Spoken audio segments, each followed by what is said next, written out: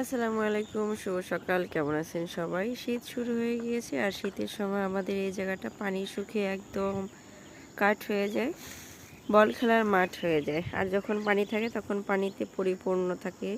পানির সময় একরকম সৌন্দর্য আর শুকিয়ে গেলে অন্যরকম। ওই যে ঠিক ওই পাড়ে দেখেন মানুষ রোদে আসছে ঘুরতে, জাস্ট ইমাজিন।